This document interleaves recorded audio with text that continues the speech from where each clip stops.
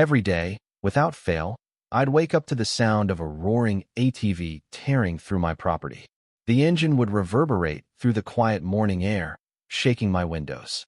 It wasn't the normal noise of life beginning. This was the unmistakable sound of Karen, the self-appointed queen of the neighborhood, barreling through my yard on her neon pink ATV like she owned the place. The thing is, she didn't own my land. Not by a long shot. But that didn't seem to matter to her. At first, I thought maybe it was an accident. Maybe she got lost, or maybe she had some legitimate reason to be on my land. But as I watched her zoom across my yard, kicking up dust, vying deep tire tracks in my grass, I realized pretty quickly this wasn't a mistake. No, she was doing this on purpose. As she passed by, she made direct eye contact with me, tilted her chin up in that unmistakable, I'm in charge way, and waved me off like I was the one in the wrong. And before I could say anything, she was gone, vying a mess behind her. The next day, the same thing happened. I stepped out onto the porch, waved her down, and asked, "Why are you cutting through my property?" She revved the engine, staring at me like I was an obstacle in her path. And then she said the words that really set the tone for everything. "This is an HOA-maintained trail. I have every right to be here." I blinked. "I'm not even in the HOA," I said, baffled. She waved her hand dismissively, like she had all the answers. "Doesn't matter," she said. "All paths in this neighborhood fall under HOA jurisdiction." I was stunned. That's not how property ownership works, but she wasn't interested in hearing that.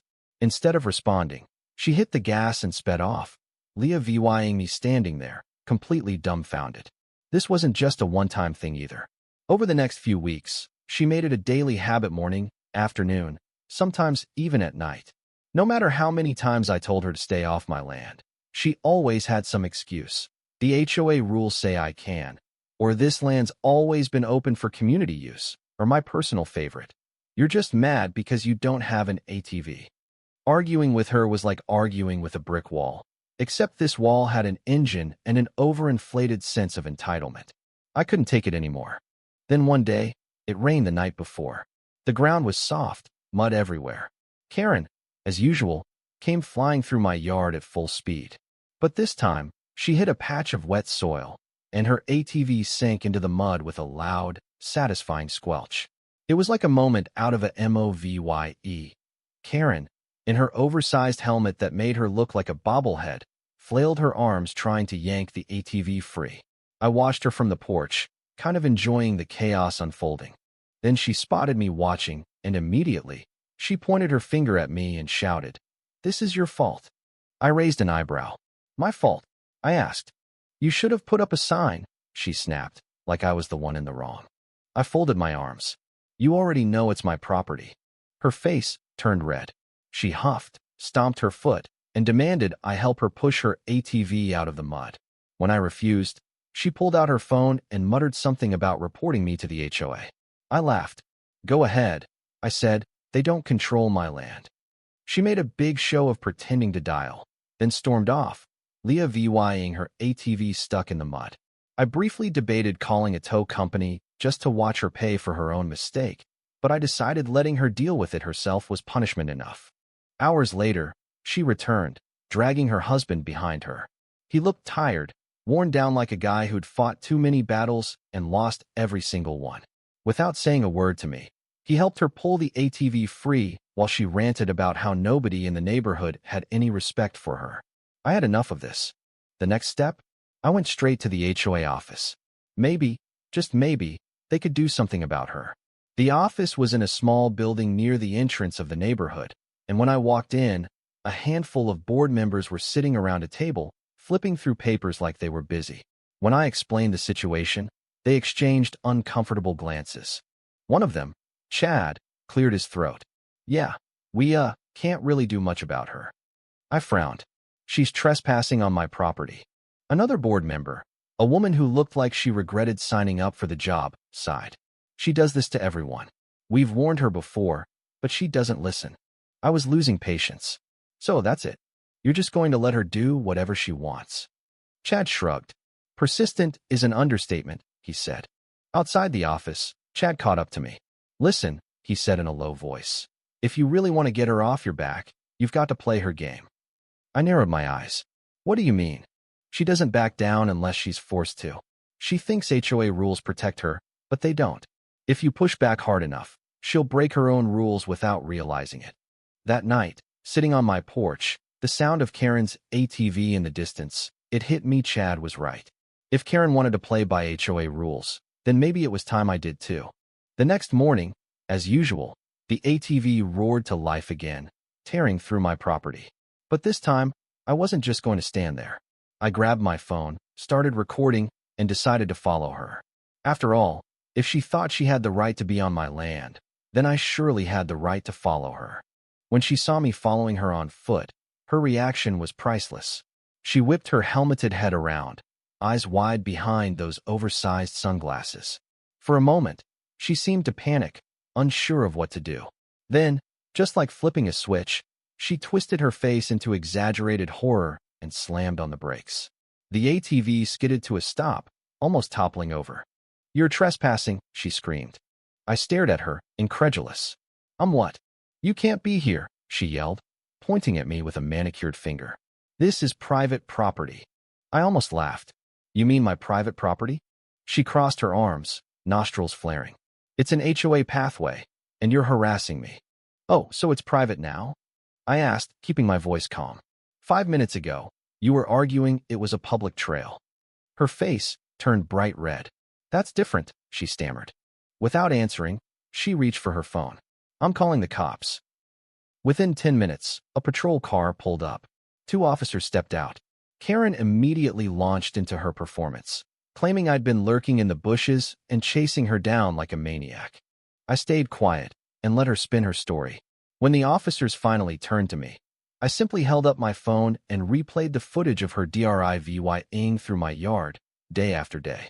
The older officer sighed and looked at Karen. "Ma'am, is this your property?" he asked, pointing at me. Karen hesitated, then nodded. "Yes." The officer blinked. "So, you own his land?" "Well, not technically," she stammered. "But the HOA." "The HOA doesn't own private residences," the younger officer cut in. "And the rules don't override property deeds." Karen's mouth opened and closed, but she had no rebuttal. She changed tactics. "Well, he was following me. That's harassment." The older officer scratched his head.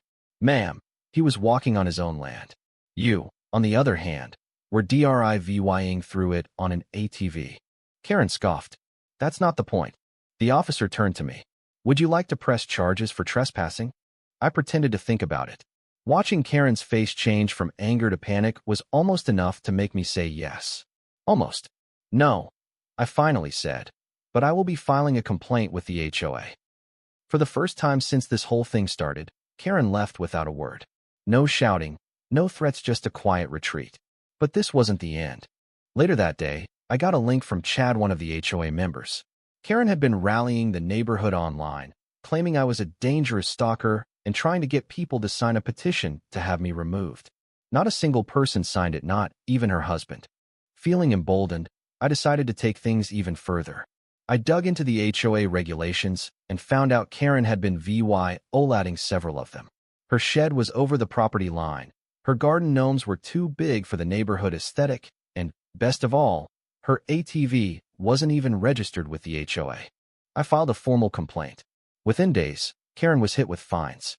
Furious, she stomped around her yard, angrily yanking out her gnomes. When she saw me watching, she glared. "Enjoying this?" she snapped. "Actually, yeah," I grinned. Things went quiet for a while. No ATVs, no Karen revving through my yard. I thought it was finally over. But Karen wasn't the type to give up that easily. One day, as I was grilling on my porch, I saw her pacing near the edge of my property. She wasn't on her ATV, likely because the HOA had banned it, but she was up to something. She hammered a homemade, "No trespassing" sign into the ground. "Seriously?" I asked, laughing. "You think a homemade sign changes property laws?" She spun around, arms crossed. "It's official. The HOA says so." "No, they don't," I said, pulling out my phone. "They just ruled you were trespassing. Want me to send you a copy of the letter?" Her face twitched as she snatched the sign and stomped off, furious. A few weeks later, the HOA had had enough. Karen was put on probation, meaning any future violations would lead to even steeper fines. But Karen wasn't done. She filed a zoning complaint against me, claiming my property extended onto HOA land. Turns out, it was her property that was in violation. Her fence and shed were illegally placed on public land. A few weeks later, Karen was forced to pay thousands in fines and tear down her fence. For once, the rules had been enforced against her. I couldn't help but feel a little victorious as I watched her storm around her yard. Finally, Karen was gone. The neighborhood was quieter, and I had peace. But then, a MOVing truck pulled into her old driveway. A woman stepped out, and when she caught me looking, she waved. "Hey, welcome to the neighborhood," I said. She smiled and said, "Thanks. My name's Karen." I froze. She laughed. "Don't worry, not saw kind of Karen." I sighed with relief. Maybe this one wouldn't come with an ATV. So what do you think? Was Karen in the wrong? Or did she have a point about the HOA rules? Drop your thoughts in the comments below. I want to hear your opinions. And don't forget to share this with anyone who's ever had a neighbor like Karen.